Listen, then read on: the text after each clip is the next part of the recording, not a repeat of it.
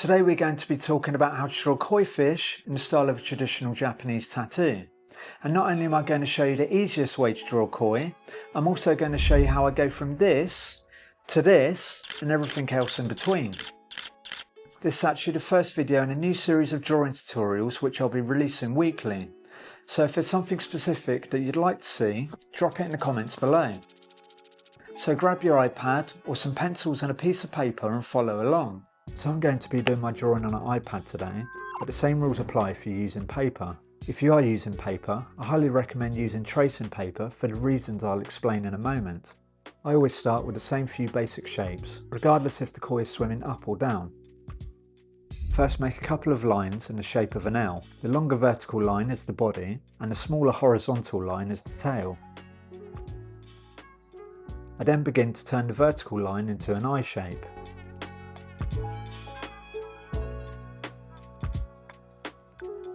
Once I'm happy with that, I make a rectangle where the horizontal line is, and then a quadrilateral shape. In its very basic form, we can now see the composition of the koi.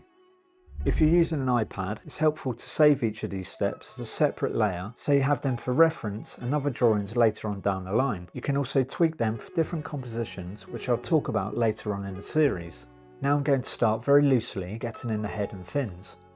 It's very rare to get everything in the right place first pass, and nearly always needs tweaking and refining, so there's no need to be too precious at this stage. The pectoral fins are set just behind the gills. There's no set rule for the size of the fins, but make sure they're not too big.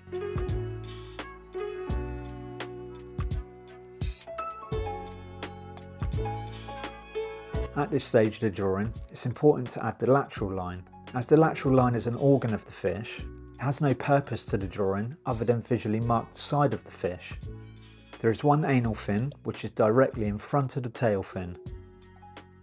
I then sketch in the spinal line. This is very important to get in the right place. It gives the correct position for the dorsal fin and is an important guideline for the scales, which I'll show you later on in the video.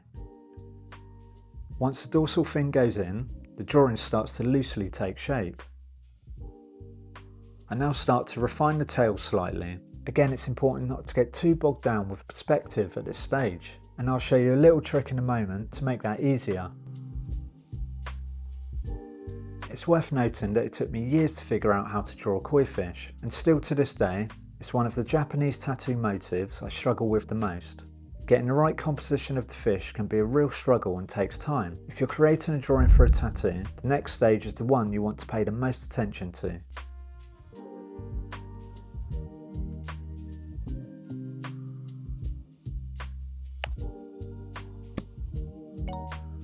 So once the drawing is loosely sketched out and you have all the parts of the fish how you want it, before you go any further, it's really important to flip the drawing. If you're working with tracing paper, you can turn the drawing over and view it from the back. At this stage, I can almost guarantee the drawing will feel slightly off. I'm not exactly sure why this happens, but my theory is that the flipped version is how other people view the drawing, but I could be wrong. Either way, this is a crucial part of the drawing process and should never be skipped.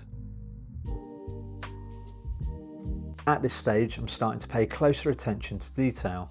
For me, the top line of the head and the lips always feel off. I'm going back through on another layer, making alterations and refining.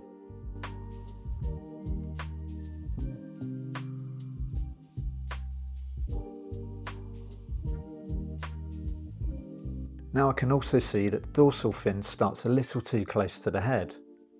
The correct position is somewhere between the anal fin and the pectoral fin.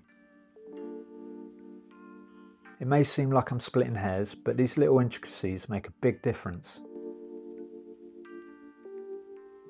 Now I feel like I'm starting to get somewhere close to the right perspective, but something still feels a bit off to me, which should reveal itself when I flip the drawing again in a minute.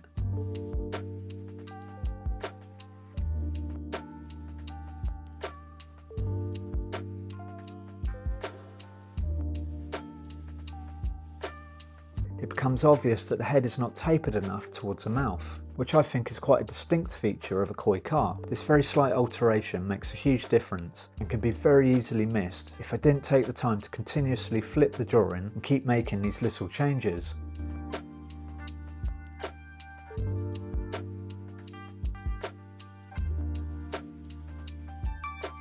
Some people like to put the pectoral fin a little more to the side, and others, including myself, like it to appear more underneath. In my opinion, neither is right or wrong, and it's just a personal preference.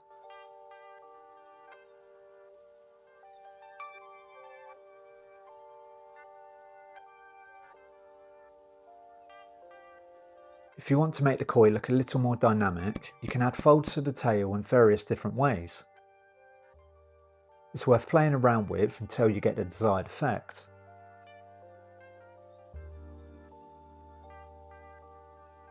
It's been some back and forth with the alterations, but I'm now satisfied with the initial drawing. So now time to add the scales, which I'll show you two variations for. I first start with marking out half a diamond shape with the point meeting the spinal line. Pay close attention to the size, as this will be the size of each individual scale. Once you have figured out how big you want each scale, you can then start marking out a diamond grid.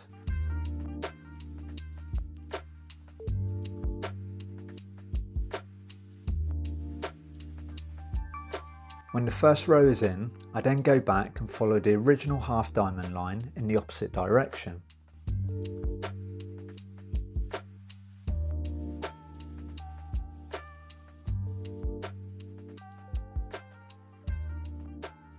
You can see that the diamond grid in the tail is more of a square grid, and following this pattern will make the scales feel too circular and squashed together.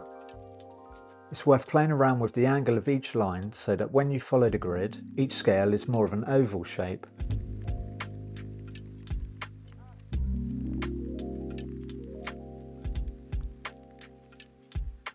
When doing the scales themselves, typically there are two options.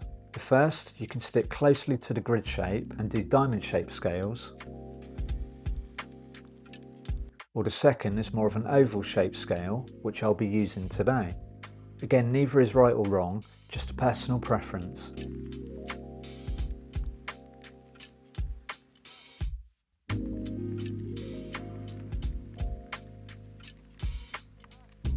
As you can see, having a grid to work from gives consistency to the scales pattern and gives uniform in size.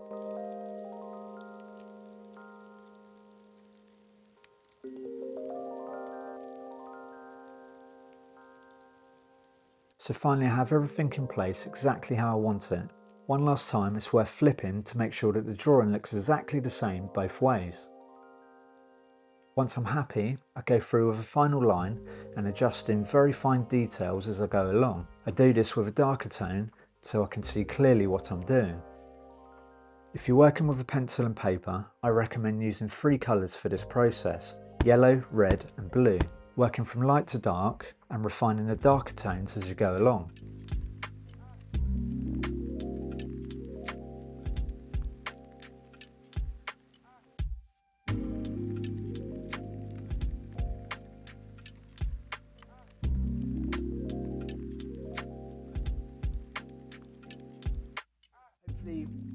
So that's it for today. Hopefully you got some value from this video and you now have a better understanding of how to draw koi fish. I will be doing another video in the near future of how to do koi in different positions, so please feel free to subscribe to stay updated.